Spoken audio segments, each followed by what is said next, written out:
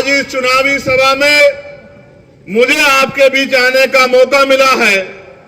आप ये जानते हैं कि मैं कोशिश करता हूं कि छुट्टी ना हो, और उसके पीछे एक ही कारण है कि मैं मानता हूं कि अभी काम बहुत बाकी है, और जब तक वो काम पूरा नहीं होता तब तक हम लोगों को रुकना नहीं है।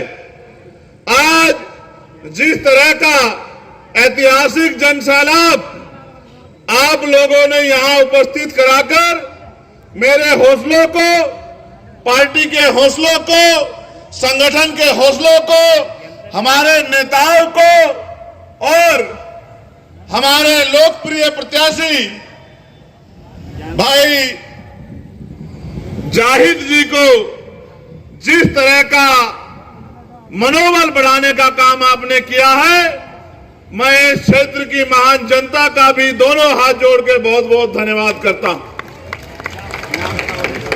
आप जानते हैं मैं लगातार भ्रमण करता रहता हूं, और एक खुशी इस बात की है कि जहां दूसरी तरफ हर पार्टी आर्थिक रूप से बड़ी सक्षम है, उनके कार्यकर्ताओं पे बड़े बड़े साधन संसाधन हैं, उनके पास मीडिया को देने के लिए तमाम तरह के ऐड हैं, व्यवस्थाएं हैं। वहां दूसरी तरफ मेरे भीम आर्मी आजाद समाज पार्टी के गरीब घर से आने वाले कार्यकर्ताओं ने मेरी एक आवाज पे जिस तरह से पिछले 7-8 सालों से मेरी हर एक बात पे पहरा देने का काम किया, उससे मैं ये आशा उम्मीद करता हूं कि अगर कोई ईमानदारी से काम करता है तो समाज उसका साथ देता है। इसी तरह का प्यार नगीना में भी आपने मुझे दिया। सभी जाति धर्मों के लोगों ने मुझे वोट देकर, और बड़ी बड़ी पार्टियां जिन पे बड़े बड़े नेता हैं, बड़े बड़े साधन हैं, उन बड़ी बड़ी पार्टियों पे भरोसा ना करके जिस तरह से नगीना के लोगों ने आशीर्वाद देकर, प्यार देकर मुझे वोट की ताकत से कामयाब बना के भेजा, उसी तरह से जिस तरह की मेहनत मैंने वहां देखी थी, मेरे भीम आर्मी के साथी, हमारे आजाद समाज पार्टी के नेता, उसी तरह के कार्यकर्ता मेहनत यहां इस मीरापुर विधानसभा में भी कर रहे हैं। मेरा विश्वास है जिस दिन चुनाव अनाउंस होगा और वोट पड़ेंगे और परिणाम आएगा, मैं संकल्पित हूं इस मिट्टी के आशीर्वाद से कि मीरापुर विधानसभा हम लोग कम से कम 20,000 वोटों से जीत के जाएंगे। इस बात का मुझे भरोसा है। सम्मानित साथियों, चुनाव लड़ेंगे तो जाहिद, ये सच है, लेकिन चुनाव लड़ाएगा उनको एक क्षेत्र, चुनाव लड़ाएंगे उनको पार्टी के संगठन के कार्यकर्ता और नेता। और इस मंच पर उपस्थित हमारी पार्टी के सभी सम्मानित नेताओं का भी मैं यहां पहुंचने पर धन्यवाद करता हूं। जो प्रभारी यहां लगाए गए हैं उनकी मेहनत का भी मैं धन्यवाद करता हूं। जितने साथी जो टिकट की दौड़ में थे और जो चाहते थे उन्हें मौका मिले, लेकिन उन्होंने जिस तरह की वफादारी पार्टी के साथ दिखाई है, मैं उनको संकल्प लेके कहता हूं कि आपके अधिकारों के साथ किसी भी तरह का नुकसान हम लोग नहीं होने देंगे। इस बात का भी मैं आप लोगों को वचन देता हूं। जाहिद भाई का चुनाव निर्णय इसी बात पे हुआ कि उनका न कोई क्षेत्र में कोई विवाद है और न ही अपवाद है। वो निर्विवाद व्यक्ति हैं और पहली बार चुनाव के मैदान में आए हैं, और उनके साथियों ने जिस तरह से पार्टी के प्रति सम्मान का भाव प्रकट करते हुए उनके हाथ मजबूत करने का काम किया। मैं भाई जाहिद से भी ये कहूंगा, उनके परिवार से भी ये कहूंगा कि उनको इन साथियों को साथ लेकर चलना है, इनकी बात को मजबूत करना है, इनकी बात को कभी कमजोर नहीं पड़ने देना है। और जिस तरह से मंडल के, प्रदेश कमेटी के और जिले के संगठन ने हाथों हाथ मेरी बात को मजबूत करने का काम किया, उसके लिए भी मैं उनका कोटि कोटि धन्यवाद करता हूं। सम्मानित साथियों, मान्यवर काशीराम साहब जिनका आज परिनिर्वाण दिवस है, उनके बहुत सारे लक्ष्य और सपने थे। लक्ष्य उन्होंने निर्धारण किए और लक्ष्य लगभग उन्होंने पूरे किए, लेकिन एक लक्ष्य उनका अधूरा रह गया। वो लक्ष्य ये था जिसका मैंने सबसे पहले जिक्र किया कि एक दिन ऐसा आएगा कि बाबा साहब अम्बेडकर के बच्चे, इस विचारधारा को मानने वाले लोग देश की सर्वोच्च कुर्सी पे बैठेंगे। उनकी औलाद होने के नाते, उनके अनुयायी होने के नाते मेरी, आपकी, हम सबकी ये जिम्मेदारी बैठती है कि हम उनके अधूरे सपने को पूरा करें। करना चाहिए नहीं करना चाहिए बताओ? अगर कोई पिता अपने बच्चों के सामने किसी काम को अधूरा छोड़कर चला जाए तो उनके बच्चों की ये जिम्मेदारी बनती है नहीं बनती है कि उनके अधूरे काम को पूरा करें। मुझे दोनों हाथ उठा के बताओ कि इस काम को पूरा करने में मेरी मदद करोगे नहीं करोगे? तो आओ फिर मेरी बातों पे गौर करो। आप जानते हैं, देश जब आजाद हुआ 15 अगस्त 1947 को, मैं बार बार समझाता हूं और आज फिर आपसे कह रहा हूं और आपकी बात समझ में आएगी। मैं इस बात की भी गारंटी देता हूं। मेरी गारंटी मोदी जी की गारंटी जैसी नहीं है जो कभी पूरी नहीं होती। मेरी गारंटी तो वो गारंटी है जो पूरी भी होगी और जिस दिन पूरी होगी आपको एहसास भी होगा।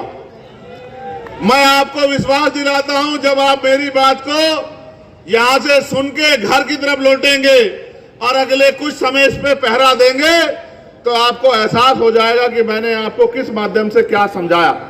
तो जब 14 अगस्त 1947 को देश अंग्रेजों के अधीन था,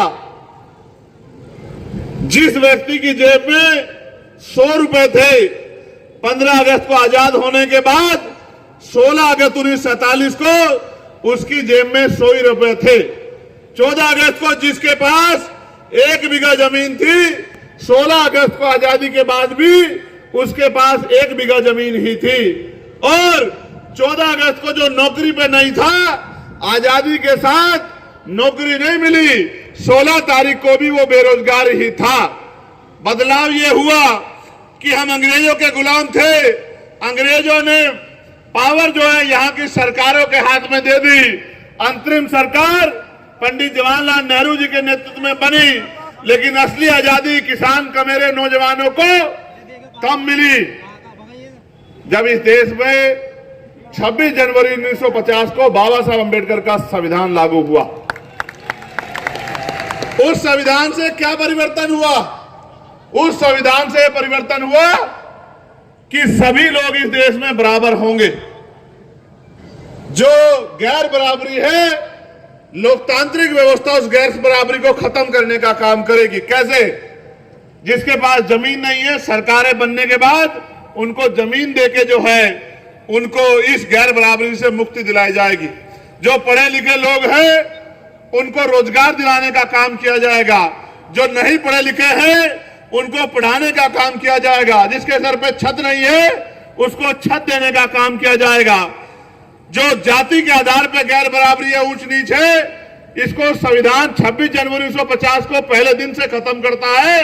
आज के बाद जाति धर्म के आधार पर ऊंच नीच नहीं होगी, हर व्यक्ति बराबर होगा और कोई जाति धर्म के आधार पर किसी का अपमान नहीं कर पाएगा। उसी तरह से धर्म के आधार पर सब लोगों को बराबरी होगी।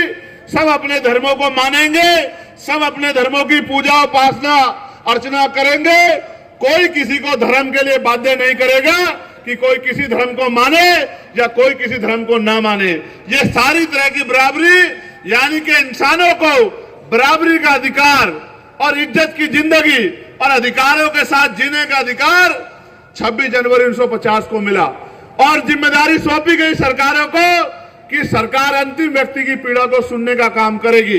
लेकिन आप एहसास करके देखो, आजादी के 75 साल बाद हमें क्या मिला है? आज भी हजारों लोग ऐसे हैं या लाखों लोग ऐसे हैं जिनके सरों पे पक्की छत नहीं है। मैं अभी दिशा कमेटी की मीटिंग में बिजनौर गया था। पिछली बार हमारे यहाँ 937 मकानों का लक्ष्य था, इस बार फिर अभी भी लक्ष्य है। मैंने बैठते ही ये कहा कि जिलाधिकारी महोदय, अगर मेरे लोकसभा क्षेत्र में एक भी घर ऐसा होगा जो कच्चा होगा, जिसके सर पे छत नहीं होगी, तो ये बिल्कुल किसी कीमत पे स्वीकार नहीं किया जाएगा। आप डाटा बनाइए, व्यवस्था कीजिए। मुझे प्राइम मिनिस्टर के पास जाना पड़ेगा, किसी और मिनिस्टर के पास जाना पड़ेगा, मैं जाऊंगा और कोशिश करूंगा जो वोट की ताकत नगीना के लोगों ने मुझे दी है, उस वोट से उनकी पीड़ा को हरने का काम करूंगा। तमाम डिपार्टमेंट के अधिकारी थे, मैंने उनसे भी कहा कि बिजली विभाग के जो कर्मचारी हैं, ये जो लूट मचा रखी है कि अगर 5,000 का बिल होगा गरीब का तो उसका कनेक्शन काट दोगे, उसकी कुड़की डाल दोगे, और पूंजीपतियों के लाखों करोड़ रुपए भाजपा की सरकार ने माफ किए हैं। इनको दिन के आगे कमजोर पड़ जाते हो और गरीबों को पीटने का काम करते हो। किसानों को बिजली का बिल ना देने पर उनके कनेक्शन काटने का काम करते हो। मेरी लोकसभा क्षेत्र में अगर कोई कर्मचारी किसी गरीब को इस नीयत से कि मुझे उससे कुछ पैसे लूटने हैं, ये लूट खसोट का काम करेगा, तो उसको किसी कीमत पे बर्दाश्त नहीं किया जाएगा। ऐसे कर्मचारियों पे कार्रवाई करने का काम आपको करना पड़ेगा। और उन्होंने मुझे आश्वासन दिया कि सांसद साहब, मैं विश्वास दिलाता हूं, एक भी घटना ऐसी पाई जाएगी तो उन पे कार्रवाई होगी। ये आपका क्षेत्र है, 75 साल बाद क्या मिला? पढ़े लिखे नौजवान बैठे हैं, बताओ नौकरी मिल रही है? मिल रही है? तो फिर सरकारें किस लिए? पढ़ी लिखी हमारी बेटियां परेशान हैं, हमारे बीएड के बीटीसी के बच्चे परेशान हैं, भर्तियां नहीं आ रही है। 69,000 शिक्षक भर्ती में घोटाला हो गया, 20,000 पदों पे आज तक मैंने आंदोलन किया था, 6,800 नौकरियां दिलाने काम किया था, फिर उसमें रोक लगी, फिर हाईकोर्ट से उसमें ऑर्डर हो गया, फिर सुप्रीम कोर्ट चला गया। ऐसे ही वो बच्चे सड़कों पे परेशान घूम रहे हैं। आपके सामने सब कुछ हो रहा है। कोई भर्ती आती है पुलिस की, अभी आई थी, भर्ती में घोटाला हो गया, पेपर लीक हो गया, फिर मैंने मांग उठाई, दोबारा लेटर लिखा, फिर उसका पेपर दोबारा हुआ। अब पता लगता है कब उनको नौकरी मिलेगी। आप ये देखो मिल क्या रहा है। यहाँ इस क्षेत्र के किसान, ये हमारा गन्ना बाहुल्य बेल्ट है, गन्ना की फसल के जो है ना तो दाम किसान तय कर पाता है और ना मिले समय पे पैसा देती है। आपने जिनको एमएलए बना के भेजा है, एमपी बना के भेजा है, वो पता नहीं क्या करेंगे। मैं आपको विश्वास दिलाता हूं किसान भाइयों, अगर आपने मेरे हाथों को मजबूत करा और भाई जाहिद को जो है ताकत देने काम करी, जो मिल पैसा नहीं देगी उस मिल पे ताला लगा दिया जाएगा जब तक आपके पैसे नहीं मिलेंगे। मेरी बात को आप याद रखना। और आप जानते हैं मेरे यहाँ बिलाई मिल के लोग देरी कर रहे थे, मैंने परसों तरसों जब मीटिंग हुई तो जिलाधिकारी से कहा कि बिलाई मिल वालों को बिठा के समझा देना, मुझे उनसे कुछ नहीं चाहिए, लेकिन अगर किसानों को पैसे नहीं मिलेंगे तो मिल नहीं चलेगी। इस मिल पे ताला लगाने का काम यहाँ का मौजूदा सांसद करेगा, इस बात को आप ध्यान रखना। इसलिए मैं आपसे कह रहा हूं, मेरे मन में तो बहुत सपने हैं, और सपने ये सुनो कि कुटीर उद्योग लगने चाहिए और ग्रामीण क्षेत्रों में महिलाओं को रोजगार मिलना चाहिए। मैं तो बहुत बचपन से देख रहा हूं, मेरी माएं पशुओं पालती हैं और पशुओं का दूध बेच के अपने बच्चों को पालने का काम करती है। पूरी जिंदगी उनकी इसी में बीत जाती है, या वो कोयलों पे काम करती है, या वो भट्टों पे काम करती है, या फैक्ट्रियों में जाके सर पे ईंटें उठाती हैं। आज तक भी इस देश में महिलाओं को सम्मान की जिंदगी दिलाने का काम सरकारों ने नहीं किया। आप किसी क्षेत्र का मामला उठा के देख लो, बहन बेटियों पे जिस तरह का जुल्म हो रहा है, कानून व्यवस्था के बैठे लोग उस तरह से बहन बेटियों के सम्मान की सुरक्षा नहीं कर पा रहे हैं। इसलिए मैं तो चाहता हूं कुटीर उद्योग लगे ब्लॉक स्तर पर और महिलाओं को घर पे रोजगार मिलने का काम हो, सम्मान की जिंदगी मिले और 15-20 हजार रुपए का रोजगार मिले। और जो पढ़े लिखे नौजवान हैं उनको अगर सरकार नौकरी नहीं दे सकती तो जब तक वो बेरोजगार हैं बेरोजगारी भत्ता दिलाने का काम करे, और साथ साथ इंडस्ट्रियल एरिया लग के, उद्योग धंधे लग के हजारों नौजवानों को जिलों में नौकरी मिलने का काम हो। जिन माँ बाप ने अपना पेट काट के जो है उनको पढ़ाने का काम किया, इस उम्मीद से कल मेरी लाठी बनेगा, उन माँ बाप को भी कुछ सुकून मिले। मैं तो गरीब परिवार से आता हूं और हमारे नेता बैठे हैं, मैं कहूंगा कि वो गौर करें। ये आपकी जिंदगी का मामला है, बताना मैं झूठ तो नहीं बोल रहा हूं। आज गरीबी का आलम यह है कि बेटा पिता के सामने हाथ फैला के कहता है कि मुझे सामान चाहिए, और बाप चाहता है कि अपना दिल निकाल कर दे दे अपने बच्चे के लिए, लेकिन जेब में पैसे नहीं होते तो आंख में आंसू लेके चला जाता है, नहीं चला जाता है? बताओ, मैं झूठ तो नहीं कह रहा हूं, ये सच है या नहीं है? बताओ। तो इस देश में जो अमीरी और गरीबी की खाई खड़ी कर दी है, इस खाई को पाटने के लिए लोकतांत्रिक व्यवस्था में इन निकम्मी सरकारों को हटा के काम करने वाले लोगों को आपको बिठाना पड़ेगा। और जिस दिन काम करने वाले लोग आ गए, मैं लिख के देता हूं कि किसी गरीब का हाथ फैलेगा नहीं, वो गरीब का हाथ इतना सक्षम होगा कि वो किसी दूसरे की मदद कर सके। जो पॉलिसी हमारी मैंने पार्लियामेंट में भी उठाई, आपने सुना भी होगा, और मैं आपको कहता हूं, बताना किसने पॉलिसी दी है क्या, कि एजुकेशन पॉलिसी ऐसी होनी चाहिए कि चाहे प्राइम मिनिस्टर का बेटा हो या राष्ट्रपति का या मुख्यमंत्री का या केंद्रीय मंत्री का या स्टेट मिनिस्टरों का या डीएम का, एसएसपी का, सीओ का, दरोगा जी का या गांव के सरपंच का, जिला पंचायत का या आम मजदूर किसान का बेटा, सबकी पढ़ाई सरकारी स्कूल में होनी चाहिए। होनी चाहिए नहीं होनी चाहिए? बताओ क्यों होनी चाहिए? सुनो, अमीर तो पढ़ा लेंगे प्राइवेट में, गरीब कहां पढ़ाएगा? कहां पढ़ाएगा? सरकारी में। और सरकारी में मास्टर कहां है और पढ़ाई कहां हो रही है सरकारी में? आप बताओ। और अगर सरकारी में पढ़ाई लानी है तो फिर जिलाधिकारी के बेटे को पढ़ाओ, एसएसपी के बेटे को पढ़ाओ, मंत्री के बेटे को पढ़ाओ, विधायक के बेटे को पढ़ाओ, क्योंकि कानून वो बनाते हैं, कानून को वो लागू कराते हैं। जब उनके बच्चों को अच्छी पढ़ाई मिलने की बारी आएगी तो गरीब किसान मजदूर के बच्चे को भी अच्छी पढ़ाई मिलेगी। और जो जेब कटाई होती है इस नाम पे प्राइवेट स्कूलों में, वो जेब कटाई बंद हो जाएगी। मैंने कहा पार्लियामेंट में कि हेल्थ पॉलिसी ऐसी होनी चाहिए कि गरीब को भी बेहतर से बेहतर इलाज मिले। और मिलेगा कैसे? अमीर तो प्राइवेट में चला जाएगा, गरीब कहां जाएगा? बताओ कहां जाएगा?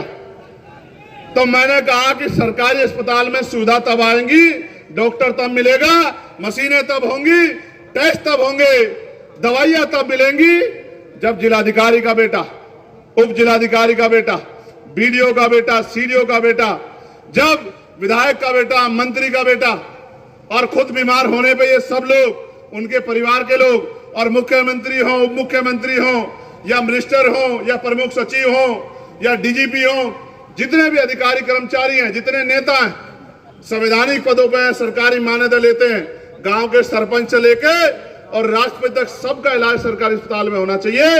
जब एक बेड पे किसान लेटा होगा और दूसरे बेड पे जिले के जिलाधिकारी लेटे होंगे या एसएसपी लेटे होंगे, बताओ अच्छा इलाज होगा नहीं होगा? आप बताओ, बताओ होगा नहीं होगा? बताओ।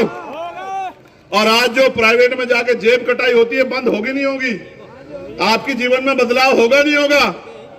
तो मैं तो कोशिश करता कि ऐसी पॉलिसियां बने। मैंने एक मांग उठाई थी, 29 जुलाई को आप ऑन रिकॉर्ड पढ़ लेना कि पार्लियामेंट में जाने के बाद हमने क्या प्रयास किए हैं। मैंने मांग उठाई थी कि न्यूनतम वेतन 700 रुपए होना चाहिए। 300-400 रुपए की मजदूरी में गरीब अपने बच्चों का पेट नहीं पाल सकता, महंगाई इतनी बढ़ गई है। तो सरकार को न्यूनतम मजदूरी जो है अभी 10-12 दिन पहले वो बढ़ाकर 783 रुपए करनी पड़ी, और अक्टूबर के 1 माह से 1 तारीख से वो लागू हुई।